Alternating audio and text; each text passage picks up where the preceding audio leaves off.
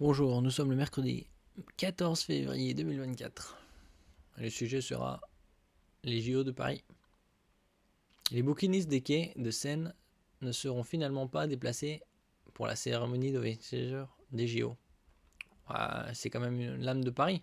Bon, faut dire que les bouquinistes, voilà quoi, leurs stands sont bien pourris. Hein. Il serait temps de les rénover quoi.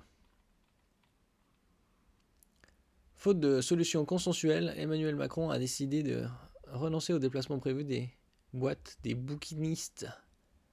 Le préfet a invoqué pourtant des solutions impérieuses de sécurité pour justifier leur démontage provisoire. Il faut surtout les rénover. Hein. Emmanuel Macron a décidé de renoncer au déplacement prévu des boîtes des bouquinistes installés sur les quais de la Seine en vue de la cérémonie d'ouverture des Jeux Olympiques de l'été prochain à Paris, a annoncé mardi 13 février l'Élysée. Constatant qu'aucune solution consensuelle et rassurante n'a pu être identifiée avec ces acteurs, le président de la République a demandé au ministre de l'Intérieur et au préfet de police de Paris que l'ensemble des bouquinistes soient préservés et qu'aucun d'entre eux ne soit contraint d'être déplacé, a-t-on expliqué de même source. Depuis des mois, le préfet de police de Paris, Laurent Nunez, invoquait pourtant des raisons impérieuses de sécurité pour enlever provisoirement ces boîtes vertes wagons présentes sur les quais de Seine, provoquant la colère des bouquinistes. La cérémonie d'ouverture des Jeux Olympiques doit avoir lieu le 26 juillet sur la Seine. La préfecture de police avait prévu un retrait de quelques jours d'une partie des boîtes des bouquinistes qui posait un problème aussi pour la vue sur le spectacle fluvial depuis les quais hauts. Une solution de compromis avait été envisagée pour ne démonter qu'une partie des 932 boîtes arrimées au quai de Seine, mais sans satisfaire les bouquinistes. 932 autant? J'aurais pas cru, non. Oh, Bon, la Seine. L'âme de Paris. Ah oui, depuis quand ça date? Ça date depuis pas mal de temps. L'âme Emmanuel Macron a demandé que le dispositif de sécurité soit adapté en conséquence, les espaces concernés sur les quais hauts n'étant dès lors plus susceptibles d'accueillir du public pendant la cérémonie selon l'Élysée.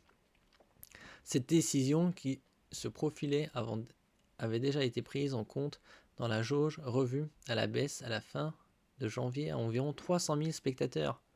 Ah oui, avant c'était 600 000. A assuré une source proche du dossier. Bon, quand il y avait la Coupe du Monde de football en 2018, il y avait combien de... il y avait 2 millions, plus de 2 millions, hein 2 millions de personnes sur les Champs-Élysées. Bon, après, sur la Seine, tout le long de la Seine, on peut mettre bien plus qu'un million, je pense, hein, sur Paris. Le ministre de l'Intérieur, Gérald Darmanin, reviendra sur l'ensemble du dispositif de sécurisation de la cérémonie d'ouverture à la fin mars, une fois achevé l'ensemble des concertations avec les élus locaux et parties prenantes, a précisé cette source. Je remercie le président de la République d'avoir entendu les arguments des bouquinistes et leurs demandes en vue des JO Paris 2024, a écrit sur X la ministre de la Culture Rachida Dati. Candidate à la succession de la mairie de la capitale, Anne Hidalgo. Hidalgo. On est tous très heureux et on remercie le président qui a compris que nous étions l'âme de Paris.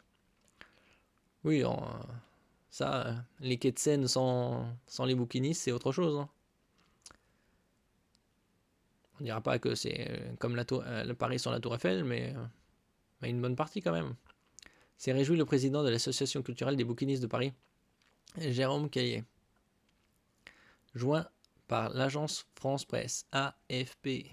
Notre résistance a porté ses fruits, a exulté auprès de l'agence France Presse, AFP, Albert Abid, bouquiniste depuis 10 ans au quai de la Tournelle. Pour lui, déplacer ses boîtes, c'était toucher à une mémoire vivante de Paris. Faut pas les enlever, mais il faut quand même les rénover, hein, parce que ça fait quand même un peu poubelle. Bon, vous pouvez commenter, mettre un j'aime, partager et vous abonner à la chaîne. À la prochaine fois.